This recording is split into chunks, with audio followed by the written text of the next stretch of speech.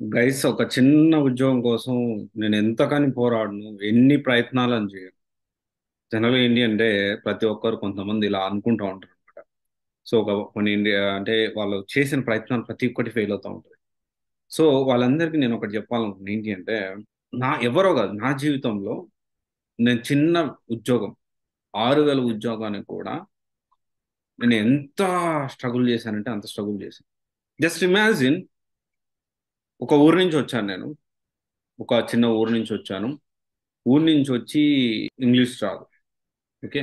ఇప్పుడేదో పెద్ద English professor లాగా ఫ్లూయెంట్ గా మాట్లాడతాను. బట్ మేనేజబుల్ ఇంగ్లీష్ అయితే నేను ఎక్కడికి వెళ్ళినా మేనేజబుల్ ఇంగ్లీష్ హిందీ నేను మేనేజ్ చేయగలిగేంత మాట్లాడతాను. నేను చెప్పేది అవతల వాళ్ళకి అర్థమవుతుంది, అవతల వాళ్ళు చెప్పేది నాకు అర్థమవుతుంది. ఈవెన్ యూఎస్ యూకే స్లాంగ్స్ కూడా చాలా క్లారిటీగా అర్థమవుతాయి నాకు.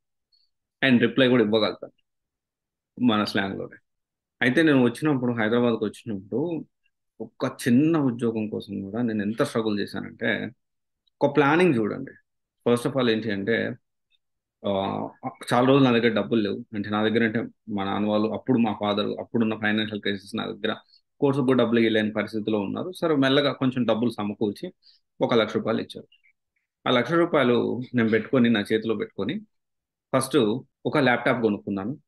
విచ్ ఈస్ 27,000 28,000 అయింది అప్పుడు. ఇప్పుడు కూడా ఆ ల్యాప్టాప్ ఉంది, మా ఆఫీస్లో వాళ్ళు వాడుతున్నారు. తర్వాత ఒక బైక్ కొనుక్కున్నా. 24,000 పెట్టి ఒక బైక్ కొనుక్కున్నా. 50,000 అయిపోయినాయి. ఆల్మోస్ట్ దగ్గర దగ్గర 52,000 అయిపోయింది. తర్వాత ఒక దగ్గర కోర్స్ జాయిన్ అయ్యాను. ఓ కోర్స్ జాయిన్ అయితే అది 22,000 అయింది. సో ఆల్మోస్ట్ ఏంటి అంటే దగ్గర దగ్గర 65,000 అయిపోయాయి. ఇప్పుడు నా దగ్గర 35,000 మాత్రమే మిగిలాయి. సో ఇక్కడ నేను ఏమంటున్నానంటే, నా దగ్గర ఉన్నది 1,00,000 రూపాయలే. టార్గెట్ ఏంటి అంటే, ఈ 1,00,000 అయిపోయే లోపల నేను ఉద్యోగం తెచ్చుకోవాలి. రైట్. ఈ 1,00,000 రూపాయలు నా దగ్గర ఉన్న, నాకు మా నాన్న పంపించిన ఆ 1,00,000 రూపాయలు అయిపోయే లోపల టార్గెట్ ఒకటే: ఉద్యోగం తెచ్చుకోవాలి. రెండో ఆప్షన్ లేదు. ఈ డబ్బులు అయిపోతే మళ్ళీ మా నాన్న పంపించగలుగుతాడు, ఏదో ఒకటి చేసి పంపించగలుగుతాడు. బట్ నేను ఖచ్చితంగా నా దగ్గర ఉన్న 1,00,000 రూపాయలు అయిపోయే లోపల ఖచ్చితంగా ఉద్యోగం తెచ్చుకోవాలని టార్గెట్ పెట్టుకున్న తర్వాత సరే కోర్స్ నేర్చుకున్నాం. నేర్చుకొని కొంచెం సబ్జెక్ట్ వచ్చిన వెంటనే నేను ఏం చేశానంటే, గైస్ నమ్ముతారో నమ్మరో, 2,500 ఇంటర్న్షిప్ ఇస్తానన్న దగ్గర దానికోసం సన్ సిటీ వెళ్ళాను నేను. సన్ సిటీ దాకా పెట్రోల్ కొట్టించుకొని బైక్ కొనింది కూడా ఏంటి అంటే, ఇంటర్వ్యూస్ తిరగడానికి బాగుంటుందని చెప్పి ఎక్కువ ఇంటర్వ్యూస్ తిరిగి తొందరగా జాబ్ తెచ్చుకుందానే ఉద్దేశంతో కొనుక్కున్నా. ఈ బస్సులు ఎక్కి దిగి సగం అక్కడే ఇంట్రెస్ట్ పోతుంది, టైర్డ్ అయిపోతాను, రిస్క్ అయిపోతుంది అని చెప్పి సన్ సిటీ దాకా వెళ్ళాను గైస్. 2,500. విఆర్ కార్డ్బోర్డ్ ఏదో కంపెనీ, నాకు గుర్తులేదు కానీ విఆర్ కార్డ్బోర్డ్ సంబంధించిన కంపెనీ. అక్కడ వర్క్ ఉంది, ఇంటర్న్ గా జాయిన్ అవ్వడానికి 2,500 జీతం. కానీ నేను వెళ్ళాను. నాకు జాబ్ వచ్చిందా రాలేదా సెకండరీ, నేను జాయిన్ అయిన సెకండరీ. బట్ ఇంటర్వ్యూ అయితే ఖచ్చితంగా నేను అటెండ్ అవ్వాలి. ఇంటర్వ్యూ అటెండ్ అయ్యి దానికి సంబంధించిన నేను ఇన్ఫర్మేషన్ తెలుసుకోవాలి. అండ్ మైండ్ లో ప్రిపేర్ అయిపోయాను. 2,500 అయినా పర్వాలేదు, నా డబ్బులు 1,00,000 రూపాయలు 2,500 కొంచెం యాడ్ అయితే కొంచెం ఎక్కువ టైం పడుతుంది కదా, కొంచెం ఒక నెల చూసి కన్విన్స్ చేసుకొని ఇంకో 2,000 3,000 పెంచుకోవచ్చు. ఆ విధంగా మెల్లగా గ్రో అవ్వచ్చు, సబ్జెక్ట్ కూడా వస్తుంది కదా, నా 1,00,000 రూపాయలు కూడా కొంచెం యాడ్ ఆన్ అవుతాయి ఉంటాయి కదా, 2,000 3,000 ఎంతో కొంత. ఒక రూపాయి యాడ్ అయినట్టే కదా, 10 రూపాయలు యాడ్ అయినట్టే కదా అని చెప్పి నేను మెంటల్ గా ప్రిపేర్ అయ్యి వెళ్ళాను. ప్రతి ఇంటర్వ్యూకి వెళ్ళాను గైస్. 5,000 ఇంటర్న్షిప్ వెళ్ళాను. జాబ్ 3 lakhs ప్యాకేజ్ వెళ్ళాను ఫ్రీగా. అసలు శాలరీయే ప్రొవైడ్ చేయము. ఓకే, శాలరీ ప్రొవైడ్ చేయము కానీ టెక్నికల్ గా సబ్జెక్ట్ ఇస్తాం. వెళ్ళాను. ఒక మంత్ 1 మంత్ చేద్దాం, 2 మంత్స్ చేద్దాం, తర్వాత మళ్ళీ మనం జాబ్ వచ్చే వరకు ప్లాన్ చేసుకుందాం. శాలరీ డబ్బులు ఇచ్చి జాబ్ ఏదైతే జాబ్లు ఉంటుందో అది ప్లాన్ చేసుకుందాం. సో టార్గెట్ అయితే ఏంటి అంటే, 1,00,000 రూపాయలు అయిపోయినప్పుడు నేను జాబ్ తెచ్చుకున్నాను. ఈ విధంగా వెతుక్కుంటూ వెతుక్కుంటూ ఒక కంపెనీలో ఇంటర్న్షిప్ గా 6,000 ఉద్యోగంతో జాయిన్ అయ్యాను. అది సరే, ఓకే. ఫస్ట్ స్టెప్ ఏంటి, రీచ్ అయిపోయాను. నెక్స్ట్ ఏంటి, ఈ 1,00,000 రూపాయలు అయిపోతే మళ్ళీ ఏంటి పరిస్థితి. అంటే 1,00,000 రూపాయలు అంటే అయిపోయినాయి, దాదాపు 30,000 35,000 ఉన్నాయి. సో అందుకని నేను ఏం చేశానంటే, నైట్ పూట మా ఫ్రెండ్ ఐడి తీసుకొని డెలివరీస్ కూడా చేశాను. అసలు దాన్ని చెప్పుకోవడానికి నేను ఎప్పుడైనా కానీ మొహమాటం కూడా పడను. ఇంకా నేను హ్యాపీ అంటే, నేను ఇంట్లో వాళ్ళని అడగకుండా నేను నా కాళ్ళ మీద నేను నిలబడ్డాను అని చెప్పి నేను గర్వంగా చెప్పుకోగలను. సో అంటే ఒక చిన్న ఉద్యోగం కోసం నేను పోరాటం చేశాను. నా జీవితంలో పోరాటం చేయకుండా, కష్టపడకుండా, శ్రమించకుండా, సాక్రిఫైస్ చేయకుండా ఏది రాలేదు.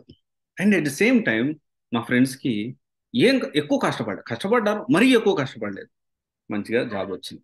మరీ ఎక్కువ కష్టపడలేదు. ఒక మంచి ఎంఎన్‌సి కంపెనీలో మంచి ప్యాకేజ్‌తో సెటిల్ అయ్యారు. కానీ నేను పడినంత స్ట్రగుల్స్ వాళ్ళు ఎవ్వరు పడలేదు. అండ్ నేను పడ్డట్టు ఎవరు కష్టం అంటే నాకు వచ్చిన ప్రాబ్లమ్స్ కూడా వాళ్ళకంత ప్రాబ్లమ్స్ రాలేదు. అండ్ నాకు వచ్చిన సక్సెస్ కూడా వాళ్ళకి రాలేదు. అండ్ నేను ఇది మా ఫ్రెండ్స్ ఇప్పటికీ టచ్‌లోనే ఉన్నారు. కొంతమంది, అందరు ఎక్కువ మంది కాదు. నాకున్న చాలా లిమిటెడ్ ఫ్రెండ్స్. చాలా అంటే చాలా ఏళ్ల మీద లెక్క పెట్టుకోవచ్చు. మాక్సిమం ఒక 5, 6 మెంబర్స్ లోపలే క్లోజెస్ట్ ఫ్రెండ్స్. మిగతా వాళ్ళు ఎవ్వరిని నేను ఫ్రెండ్స్‌గా అసలు కన్సిడర్ కూడా చేయను. చాలా మంది అనుకుంటారు కదా! నా అంటే ఒక చిన్న ఉద్యోగం కోసం నేనెంత కష్టపడాలి అని. ఎంతైనా కష్టపడాలి. ఎంత సాక్రిఫైస్ అయినా చేయాలి. ఏమన్నా వదిలిపెట్టేసేయాలి. జీవితం అప్పుడే బావుంటుంది. నీకెక్కువ కష్టాలొస్తున్నాయి. గుర్తుపెట్టుకో. ఆ కష్టాల్ని దాటుకుంటే నీకు అంతకంటే ఎక్కువ మంచి లైఫ్ అనేది ఉంటుంది. చాలా మంది హైదరాబాద్‌కొచ్చేటప్పుడు, హైదరాబాద్, బెంగుళూరు వెళ్ళేటప్పుడు ఒక మంచి లక్ష్యంతోనే వస్తారు. కానీ ఇక్కడికొచ్చాక డైల్యూట్ అయిపోతా ఉంటారు. కాంప్రమైజ్ అయిపోతా ఉంటారు. సాక్రిఫైస్‌లు చేయరు. అంత దూరం ఇంటర్వ్యూకెళ్ళాలా నేను? ఎంత దూరం? 15 కిలోమీటర్లే మహా అయితే. 20, 30, 40, 400, 500 ఊరు నుంచి వచ్చేసరికి మనకెంతవుతది? 400 కిలోమీటర్లు, 300 కిలోమీటర్లు, 500 కిలోమీటర్లు అవుద్ది. అంత దూరం నుంచి వచ్చింది ఎందుకు? ఈ 50 కిలోమీటర్లు పోయి ఇంటర్వ్యూ అటెండ్ అవ్వడానికి కూడా నీకు ఇబ్బందయితే ఎలాగా? ఇంకొంతమంది ఇంకా పెద్ద కొంతమంది మేధావి వర్గం, అందరిని కాదు కొంతమంది. జాబ్‌లు అప్లై చేయడం కూడా రాదు. నాకు చాలా బాధేస్తా ఉంటది ఈళ్ళని చూస్తా ఉంటే. నేను చెప్తానే ఉంటా ప్రతిసారి. బాధ ఎందుకేస్తదంటే ఏమి ఎక్స్‌పెక్ట్ చేస్తారంటే పక్కనోళ్ళు సమ్‌వన్ హాస్ టు డూ. ఎవరో వచ్చి జాబ్ ఈళ్ళకి అప్లై చేయాలనమాట. ఎవరో ఇంటర్వ్యూ ఇంకోడు ఇయ్యాలి. ఇంటర్వ్యూ కూడా ఇయ్యడానికి సిద్ధపడరు. సార్ నాకు ఇంగ్లీష్ రాదు సార్. కష్టం సార్. ఓకే, నేర్చుకో. పుట్టుకతో ఎవరికీ ఏది రాదు గదా! హైదరాబాద్‌కొచ్చిన నీకు జనరల్‌గా నేనొచ్చినప్పుడు నాకు ఏ బస్ ఎక్కి, ఏ బస్ దిగాలో కూడా తెలీదు. తర్వాత మెల్లగా గూగుల్ అలవాటయింది. గూగుల్‌లో ఎక్కి చూసుకొని దిగేవాడిని. చాలా తక్కువే నేను బస్సులో తిరిగింది మోస్ట్‌లీ. చాలా చాలా తక్కువనే చెప్పాలి. ఎందుకంటే మనం వెంటనే సెకండ్ హ్యాండ్స్ బైక్ తీసుకున్నాం స్టార్టింగ్‌లో కాబట్టి. ఆలోచించండి. ఈ విషయం ఖచ్చితంగా మీరు ఆలోచించండి. నేను ఒకటే చెప్తున్నానండి. ప్రతి ఒక్కరికి ఒక మోటో ఉంటుంది. ఎవరి మోటోలో వాళ్ళు పని చేసుకుంటూ వెళ్తున్నారు. అనవసరం టైమ్ పాస్ చేయకుండా నీ మోటో ఏంటి? నీ లక్ష్యం ఏంటి? నువ్వేం చేయాలనుకుంటున్నావు? దాని గురించి ఎట్లైనా కష్టపడు. ఏమన్నా చెయ్యి. నువ్వు అనుకున్నది సాధించు. ఇదైతే గుర్తుపెట్టుకోండి. నువ్వు అనుకున్నది సాధించడం కోసం ఎంతైనా కష్టపడు. ఎన్నైనా సాక్రిఫైస్‌లు చెయ్యి. ఓకే. ఒకసారి ఆలోచించు. Thank you. This is Ram signing off serious guidance private limited. One stop solution for all job oriented courses. Thank you.